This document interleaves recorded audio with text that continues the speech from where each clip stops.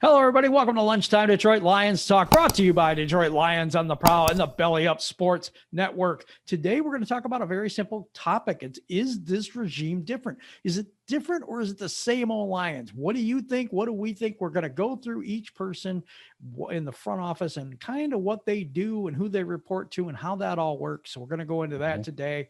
And we're going to go into a bunch of other things too. What else do you got for us, Curt? You know what we are. We are Detroit Lions on the Prowl, your home for Detroit Lions news and rumors. And of course, we got your comment cards, we got the Wall of Fame, and we have the Detroit Lions news and rumors as usual. So, no time to waste. Let's get this thing started right now. Let's go.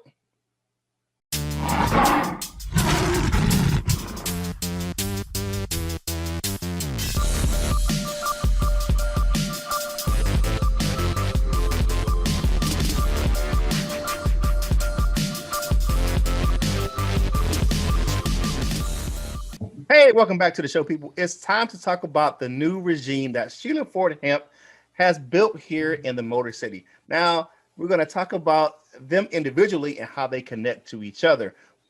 Jim, you're going to start it off first. Who you got? I got the president and CEO, Rod Wood, and he, as a Detroit Lions team president and CEO, Rod Wood oversees all football and business operations of the Lions organization. He reports directly to principal owner and chairman Sheila Ford Hamp. He was originally appointed as team president in November 2015. In February 2017, Wood unveiled plans for the first major renovation to the Detroit Lions home stadium, Ford Field, since it's been open in 2002. Has it been that long? Holy cow. It's been that long. I'm getting old. Yeah. The $100 million investment incorporated a complete overhaul of the audio and visual experiences that features new video boards as well as a state-of-the-art sound system. The stadium's premium spaces were also received as a complete makeover with expanded offerings to fans.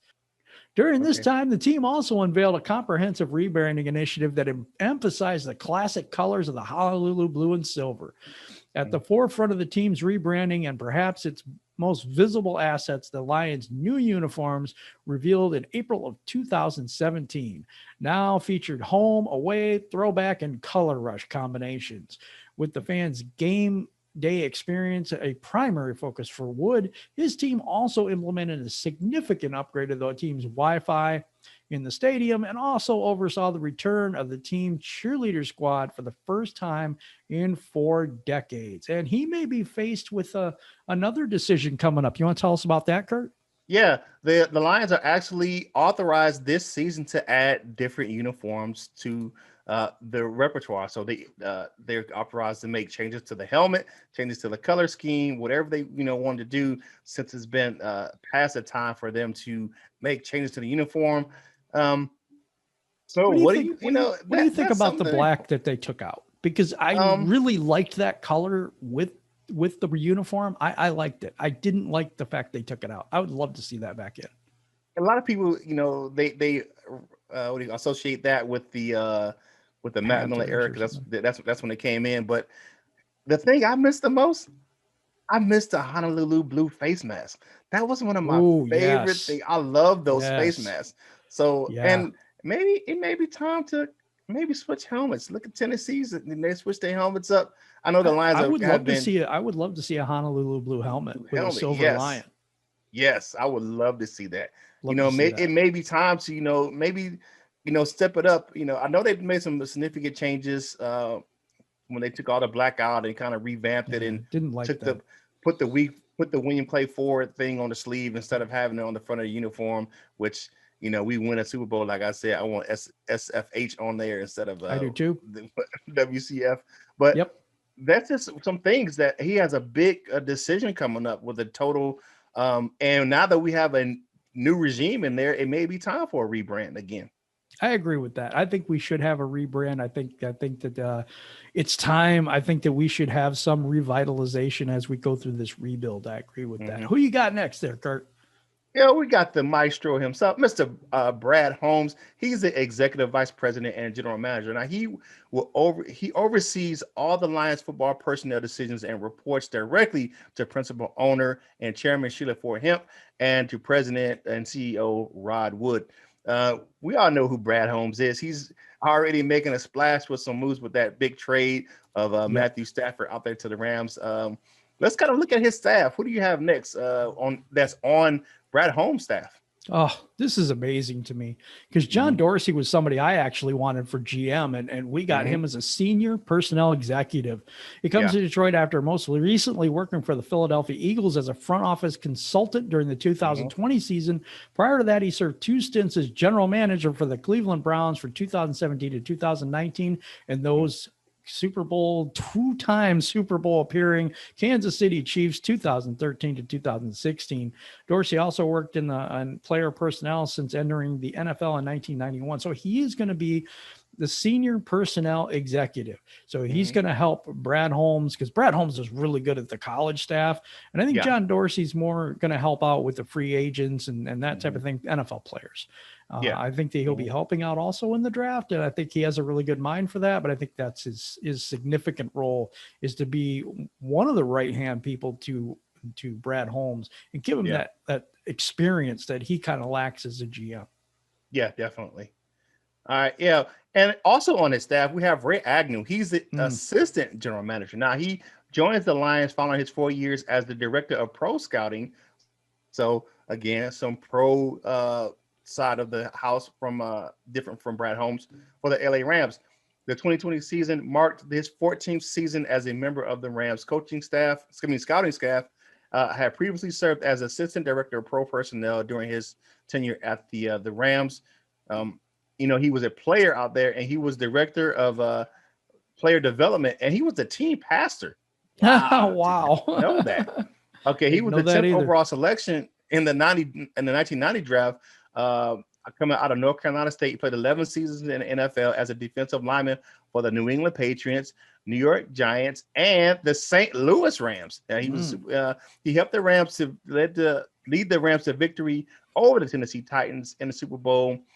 Agnew is married to his wife Catherine, and together they have 3 sons. Ray the third, who is also in the NFL personnel ranks, Malcolm and Keenan. Okay, now he will help with the GM with contracts and roster decisions. That's pretty good. He has a good stable. Uh, Brad Home does of experience and youth, and the general manager and the personnel division right there for the Lions. Yeah, that's true. And I think he's going to help with the contract situations as well as Mike Disner Yeah, that we'll get to later. I have Allison yeah. Mackey. People may not know her. She's the senior vice Mhm. president of administration, and she's the chief financial officer. Now in her Mhm. 17th year with the Lions, Allison Mackey Mhm. serves as the senior vice president of administration and chief financial officer. Mackey joined the Mhm. Lions in 2004 as the director of finance, and in 2008, she was promoted to Mhm. vice president of finance, a position Mhm. that she retained for 7 years. Mackey was named to Right. her current role in 2015. Mhm. She oversees the team's financial and information technology functions, as well as the facility operations at the Lions practice facility in Allen Mhm. Park. She assists the oversight and management of the organization's key business partners while serving as the treasurer for Detroit Lions charities. Allison is one of the only 8 female chief financial officers in the NFL. That's really good. Right. Really good That's of their her. elite club right there. She's a native of Michigan. She's in Northville, Mhm. and she began her Mhm. professional career with the accounting firm Ernst and Young LLP, and worked with Ernst and Young for 7 years, leaving as a Mhm. manager to join the Lions in 2004. She's a graduate of Albion College, where she majors in economics and management. Mhm. Yeah, we knew that. No Yeah. surprise So there. yeah. Allison is a rare breed. She's she's part of that glass ceiling, breaking that glass Yep. ceiling. Being a CFO in the Yep. NFL is definitely breaking the ceiling of the all boys club. Uh, Shout out to I Allison like the Mackey. fact that she does some good work with that, making sure we keep some money around to run the team. All right, next up we have Mr. Mike Disner. Now You all know who he is. This is the man who is the capologist, but now he has an expanded role. He's the senior vice president of football and business administration. He enters his 14th season in the National Football League and his second in Detroit. He joined the Lions in 2019 as with an extensive background in player contract negotiations and NFL salary cap regulations, both at the club and league level. He's going to need that this year. And in his role as the vice president of football administration, Disner works closely with Lions executive vice president and general manager Brad Holmes in matters pertaining to the club's salary cap management, player contract negotiations, and compliance with the NFL collective bargaining agreement. Disner also oversees the club analytics efforts and financial strategies as it relates to player acquisition and roster construction. All of that is that he makes sure the money's right. You know what I'm saying? He makes sure that we're not over the cap, and we have money to sign players for the upcoming season. All and right, he so also is taking care of. He's also taking care of Brad Holmes, some of his stuff, so that he can focus more on being a general manager than having to manage all this other stuff day to day. Definitely. And in 2014, here's another interesting fact. He was selected to the Forbes 30 under 30 list, which honors 30 athletes or executives who are 30 years or younger, making a mark in the sports industry. Now, in his time with the league's management council, Disner was instrumental in negotiations that cultivated the rookie compensation pool in the league's 2011 collective bargaining agreement. And he is a West Bloomfield, Michigan native.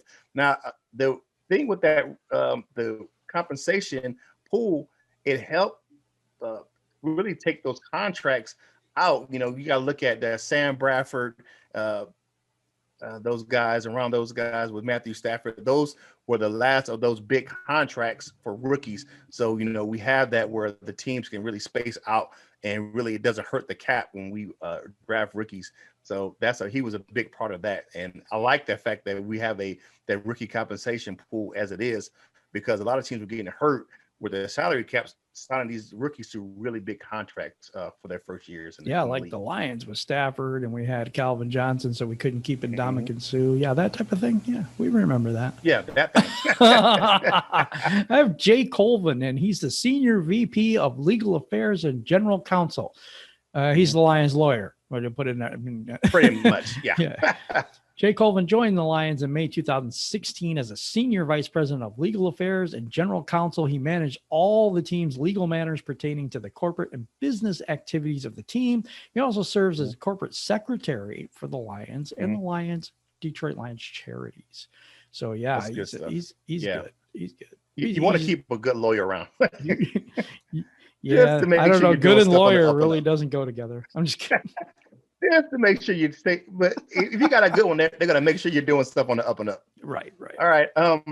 Next we have Kelly Gazzoli, and she's the senior vice president of business development. Now that's a pretty big role. Kelly Gazzoli, now in her 19th year with the Detroit Lions organization, has been a senior VP of business development since 2016. She oversees events, marketing, corporate sponsorships, ticketing, retailing, merchandise, new media, business analytics, community relations, and the and football education divisions of the Lion organization. Nice. Now, she's the person that's over when we have that fan experience, when we have the at training camps before COVID, you know, how they had all those, you know, games and, you know, corporate sponsors, and you have all those individuals out there at Allen Park when we did the big events at the training camp. I don't see that coming back anytime soon with the COVID, but she was the person who was instrumental to that fan experience doing the camps for the fans. So Gazzoli led the unveiling of the Lions Nike Vapor Untouchable uniforms after a full rebranding that began with the team introducing an updated logo, new logo type, and a new proprietary font in 2017. In that same season, the team completed an aggressive timeline of updates to the new Ford Field that included larger video boards. You know, we talked about that with Rod Wood. She was instrumental in helping Rod Wood really revamp Ford Field. In 2019, Kelly and her husband founded Don't Forget Morgan. It's a foundation created to help their daughter and other children with a rare disease of BPAN.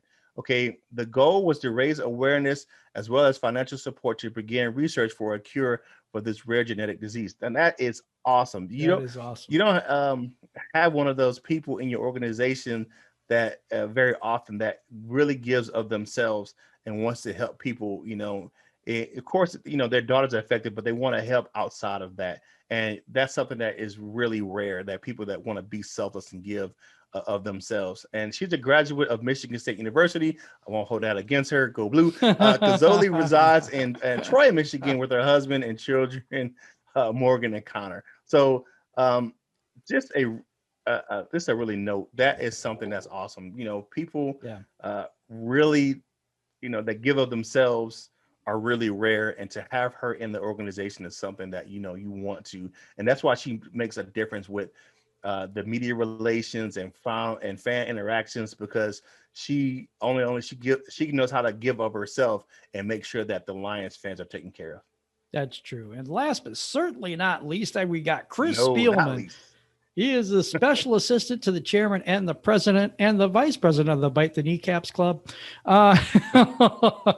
Spielman will report directly to President and CEO Rod Wood and participate in interviews for the team general manager and head coaching search. I think he did that already. He's an ambassador figure for the Lions, but also more than that, he's kind of the football guy that's like, he bleeds Honolulu blue. The guy is an amazing ambassador for the Lions, and had a great career here, holds a lot of records and stuff for us. But you guys know the guy, you guys know him, but his intensity level is on par with Dan Campbell. And I think those two together, the Bite the Kneecaps Club, I think that adds a different dimension to the Lions. Yes. We also had Barry Sanders. He's also part of this as well. So I just want to make sure that everybody knew that also Barry Sanders in this. But how does this all work together, Curt? I mean, how do you see this as? Do you see it as different? Do you see it as the same old Lions? How do you see this? I really see it as really the checks and balances. We talked about this before, where you have a mixture of youth and experience, the same way we have on the coaching side.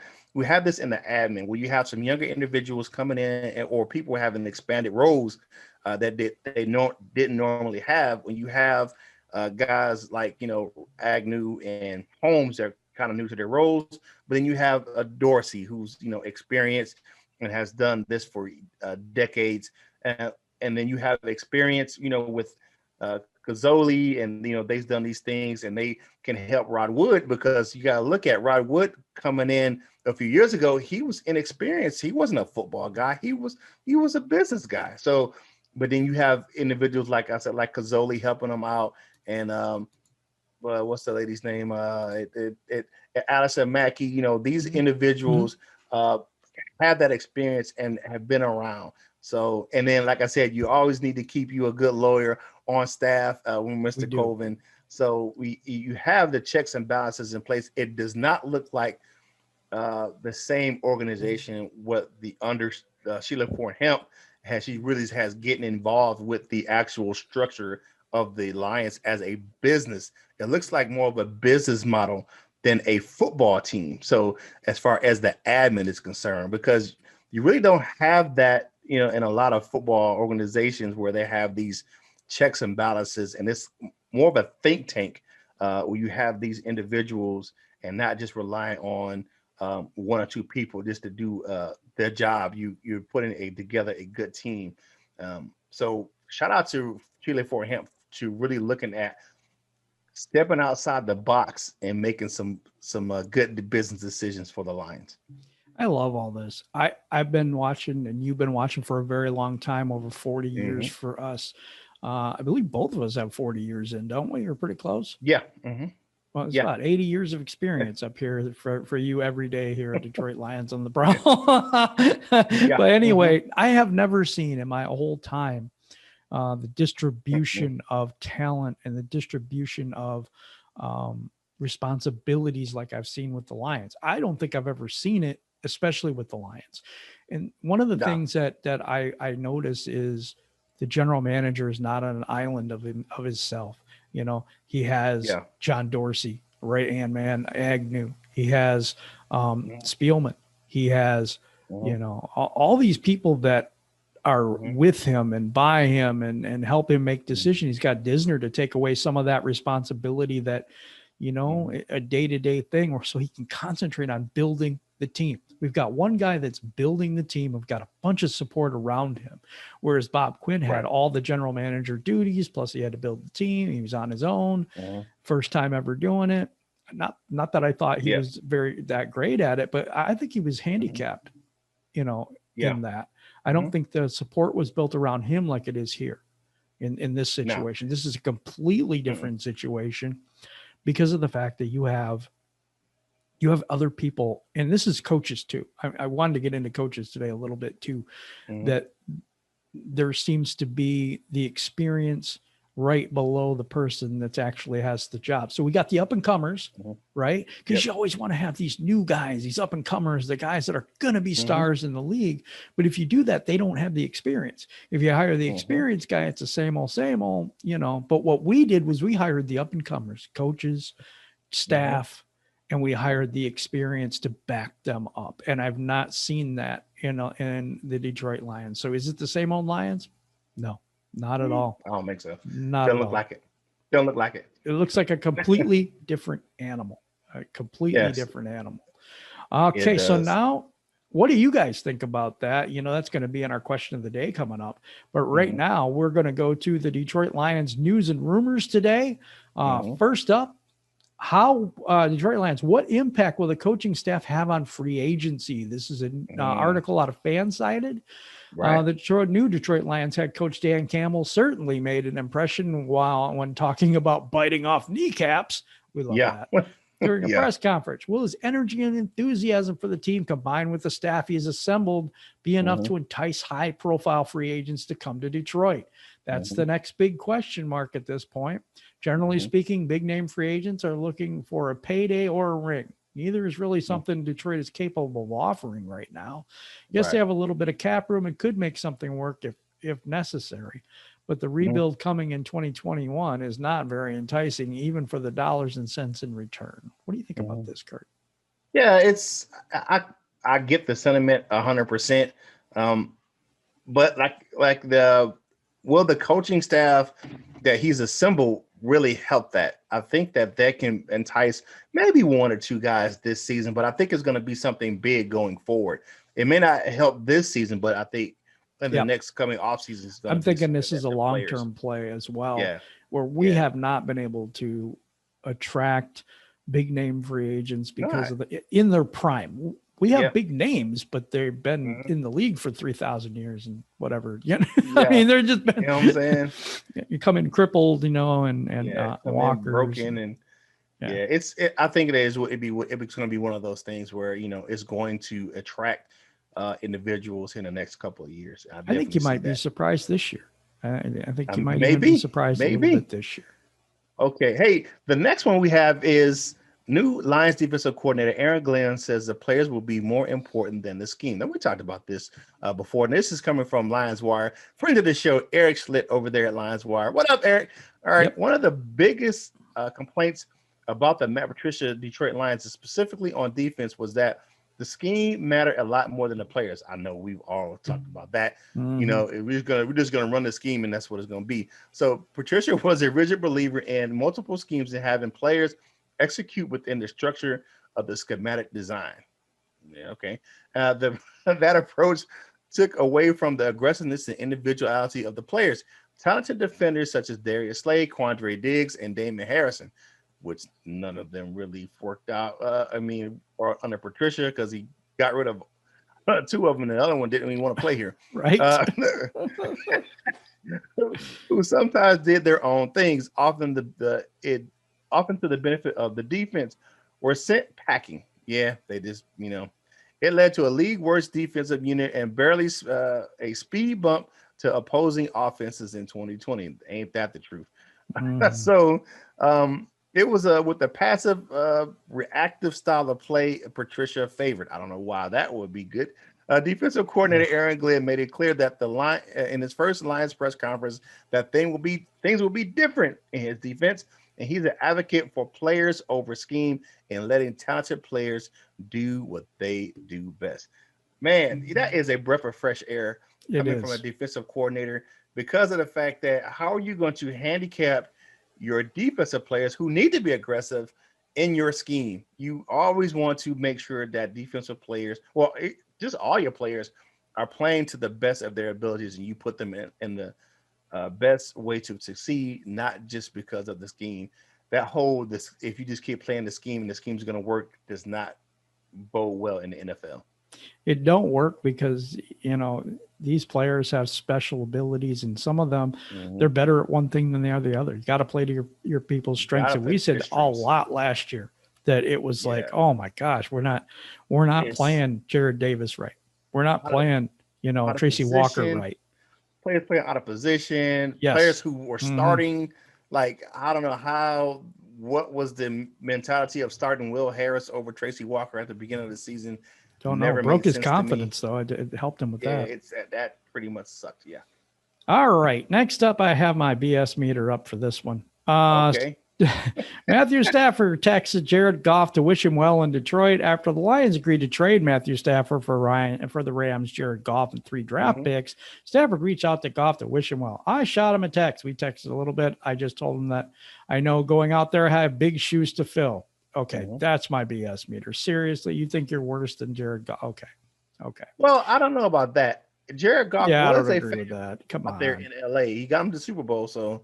Yeah, he says it's not lost on me that he was in a Super Bowl a few years ago. He's a really good player in his own right. I just wanted to let him know I appreciated him as a player, and obviously to reach out to me if there was anything he needed when it comes to Detroit, just as far as advice or places to stay, anything. I know that he feels that he can reach out to me, and I know that I can reach out to him with anything in LA too. So it's been good. Stafford will officially become a Ram, and Goff will officially become a Lion when the new league year starts on March 17th. I had a question on that in the comments if we can get out of this trade, but we can't. That's a little under a month away. Yeah, okay. Yeah. Here's my thing. With the quarterbacks, that's a pretty elite club, and they kind of have a good bond. Quarterbacks around the league, they pretty much rely on each other. That's one thing you all usually see at the end of games is always the quarterbacks, going up to each other after the game. And saying because they have that's an elite fraternity within the league itself. So I don't think that's kind of I think that they will reach out to each other and talk. You will always see that when we have those what do you call that, the all-star competitions down there, when we have the Pro Bowl, the quarterbacks really just kind of elevate to each other. So it was just one of those things that's probably the most elite position on the football team. And so, of course, they're going to kind of like be a whole little group to themselves. So I agree with that. But my thing was, come on now, you actually think you're worse than Jared Goff, and anything that I've ever seen, I don't see that. I think that he thinks he's big. He's big shoes to fill, my butt. Well, well, here's the thing.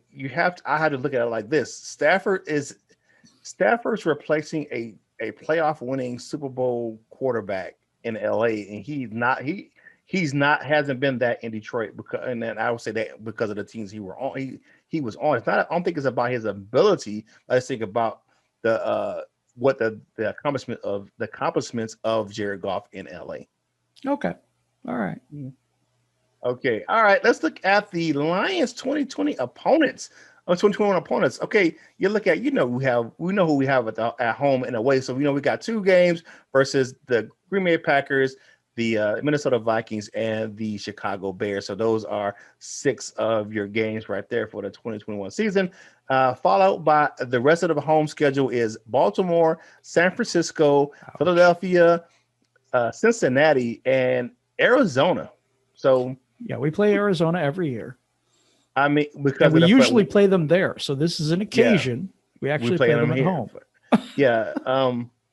And then for the away, we have the Cleveland Browns, we have the Seattle Seahawks, the Pittsburgh Steelers, the LA Rams, and the Atlanta Falcons. So we are playing the Falcons in Atlanta again this year. So it looks like we're playing the NFC West, and we're playing the AFC North. When do we get to play the NFC least? Because we don't seem to play that them we ever. need that.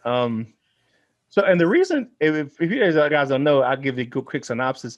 The reason why we play Arizona every year is because usually we both finish at the bottom of our division. Yep. So that's why we play Arizona every year, because they finish last in the NFC West and we finish last in the NFC North. So that's why we play them every year. Do play them every year. And every year. I don't understand that. But there is one more game that they don't have on this list. And that's right. That's the Denver Broncos.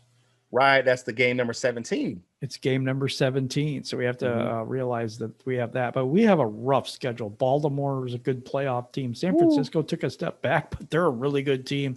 The Eagles suck. Bengals kind of suck. Arizona's up and coming. But going to Seattle is going to be that's going to be hard. Cleveland's going to be difficult. Going to Pittsburgh is terrible. And then we get beat by the LA Rams in LA. And the Falcons. That's a winnable game, I think. But this is just a much tougher schedule. You have of all our opponents, as far as outside of the division, we only have 3 teams that didn't make the playoffs. Yep. 3 teams that did 3 non-playoff teams. And even in our division, our division teams are tough. Yeah, we got two playoff teams in our division. So it's going to be rough for us, I think. It's going to be some tough sledding. But you know what? I'm excited still. I want to see what's going to happen in free agency. I'm still want to know what's going to happen with the coaching staff. So I'm excited anyway for the rest of the season. Yeah, I don't think 0-17 is possible, but we have a couple winnable games on that schedule. So we got a couple. We got a couple ones. We can take a gander at. I'm just kidding. I had a comment that asked me, "Do you still think we're going to suck now?" Because people are starting to drink Kool-Aid and stuff, and I said, "Yes, I do. I absolutely think we're going to suck next year." But it's not going to be. I think it's going to be a entertaining year, but I don't think it's going to be a highly competitive year. Oh, it'll be fun. It'll be a lot of fun. We're going to have fun. It's going to be fun to watch, especially some of those press conferences. Press conference at the end of the year, at the end of the game from Dan Campbell. I can't wait to see that. I can't wait. That's going to be great. Hey, we are Detroit Lions and the Prowl, your home for Detroit Lions news and rumors. And you can check us out on our audio version of our show over there on Spotify. You can check us out as well on bellyupsports.com. So don't forget to go over there. And if you want to listen to the audio version of the show, it is no better way to do that but on Skull Candy headphones. You can find the link in the description to some good deals for Skull Candy, and part of the proceeds from the link below go to help growing this show right here on Detroit Lions on the Prowl. Now, Jim, who we have for the Hall of Fame? The Wall of Fame is Detroit Drew and Nomish J today, and we will hopefully we're going to get a lot more of those people coming in. If you guys would like to join that, get your fresh emojis and all the other perks that we offer, then just hit the join now button and you can look at that information if you want to. That'd be great. So today we're going to get into your comment cards, and we love doing this. We love to see how you're doing and what you think and what you feel like and all that. And so we're going to start out with Sally Jacoby, new to the show for me. I don't know who she is. I've heard Sally. Hello, Sally. I love Kenny G, but if keeping him hurts our rebuilding process, forget it. He will take it to a Pro Bowl level wherever he goes if he can just stay healthy. That is a key, though. He has to stay healthy. That's another thing I didn't mention yesterday when we talked about Kenny Golladay is availability. Curt says it all the time. The best availability is what? The best ability is availability, It is. And he was not available for us last year. Yeah, so is franchising him wise with, the whole injured player thing again?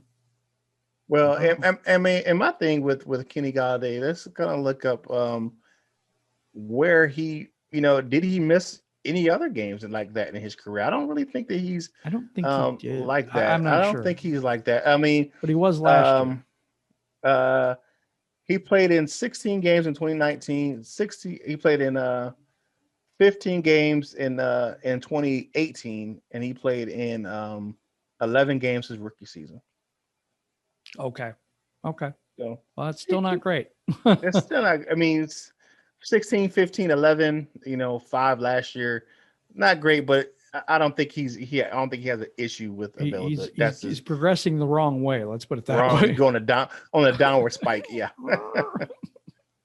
Let's see how it works out this year. Definitely. All right. Next up, we have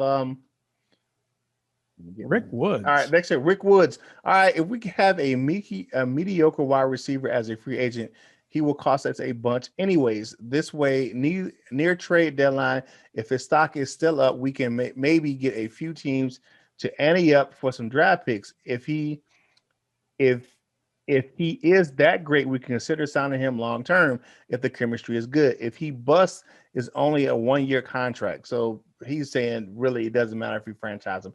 Even a sign a good wide receiver is a risk. They could get injured as well as or the chemistry is not there. So he says franchise him.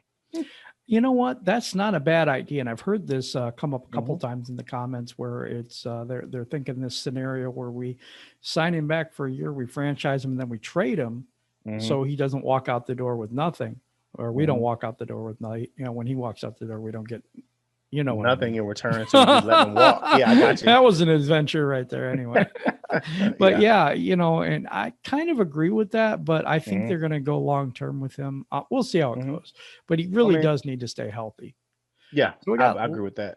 Leonard McColl Vlogs, friend of the show, bringing back Kenny G gives Goff some weapons, which allows us to get a real look at what he can do in the long term. That is something that people didn't bring up, and I really agree with that. How do you know what Goff is if you don't give him any weapons? And you don't build that offense a little bit so that we can see what we have in that quarterback. So that's a really good insight. We talked about it yesterday. Yeah, you just can't bring him in and say succeed and don't give him any weapons to succeed with. And like I said yesterday, that to me that gives him another weapon down around the goal line with TJ Hawkinson. Kenny Galladay doesn't need much separation, and he's a great at the 50-50 balls anywhere on the field, but especially around the goal line. All right. Coyote 5.0 says if the Lions are content with Goff as their quarterback, they need to trade down and accumulate more picks. I don't have a problem with that, but you got to find a draft partner to do that with. Absolutely. I've been saying that this whole time too. Wesley Kivinen. Fill out this year's roster with young free agent prospects and draft picks. We're not going to win any more than 6 to 7 games this year anyway. Boy, I have to completely agree with goals. I think that is a lofty goal, 6 or 7 games with that schedule. A lofty goal. Look at that schedule. Yeah, but I understand that sentiment 100%. Yeah. Some young prospects, we get some young guys. I think we need to get younger and faster. And I think we're going to do that this year. Yeah. All right, and MBG 2-8 to close out the comments. Hey, guys, I look forward to your show every day. Hey, we appreciate that. I'm really pumped up about our new regime in Detroit's. Fingers crossed. Well, yeah, fingers crossed. Fingers crossed for us, too. But I'm really pumped up about the new regime as well. We're going to get into those coaches as well. So, we talked about the front office today, but we're going to get into some of those coaches as well, and kind of see, their background and see what they're saying. Mark Brunell has some interesting comments recently as well. So we're going to talk about those coaches. Yeah. All right. So you feel the question of the day today, and it's very simple. So you feel that there's a difference between this regime and the Same Ole Lions? Is it the same thing? Do you feel something different coming on? Are you drinking the Kool-Aid? Are you laying off the Kool-Aid? Just let us know what you think about this topic today in the comments below. So I really want to hear what you have to say, because I'm interested to see what you think about all the setup that we've talked about today. All right, now we're going to go to my favorite part of the show. It is the dessert with Curt. Hey, it's an interesting article out about Dan Campbell. Now, this article itself is very near to me, is because he learned leadership from a retired Navy SEAL. So go out and check it out over on, you have to have a subscription. Now the article is by Dave Burkett and it's over on Detroit Free Press, but go over there and check it out. Military leadership is very dear. I'm a retired Army individuals, but to see that Dan Campbell learned leadership from a retired Navy SEAL, that's a pretty big deal. And you can see how that's going to reflect in his leadership as the new head coach of the Detroit Lions. That is such a huge deal. But I just think that training is so necessary in the league now, and I totally think it's going to help 100%. Thank you, everybody, for rocking with us today. Thank you for subscribing and doing all the things you do, the notification bell, all those things that you do to help this show grow. We really appreciate your sharing the videos and all those things that you do. So, and the premieres. Well, how many people are showing up and showing out and giving us comments and stuff like that? 11 a.m. Eastern Standard Time today, and Monday through Fridays every week. So, yes. And now we're going to go to Curt to close the show. Hey, you know who we are. We are Detroit Lions on the Prowl, your home for Detroit Lions news and rumors. And as always, join the family. We don't have viewers. We don't have subscribers. We got family, people. Hey, and you know what? You always do that. Comment on the videos, like the videos, share the videos, bring more members to the family, because all of that helps us get this content to more Lions fans just like yourself. And go over and check us out on bellyupsports.com. A myriad of podcasts over there, tons of content, articles, and you can download the audio version of our show over there and listen to them on what? The Skull Candy headphones. Click the link below and buy some headphones, and a portion of those sales go to help us grow this show, and it helps us with the content. Hey, we appreciate your support. And Bubble Bo, hey, we appreciate you making that purchase for us for those Skull Candy headphones. Hey, we appreciate you checking out this content. It's just a little bit something different. Let's take a look at the front office. We know we got free agency coming up right down the pipe. We got to look at it. It's under 30 days away. So stay tuned. Hey, it is time for us to get on out of here. So you know what you got to do. Whatever you do in life, you got to boss up, ball out, and be the best version of you that you can be. From my man Jim, right here on Detroit Lions on the Prowl, this is Curt Steele, and we will holler at you real soon.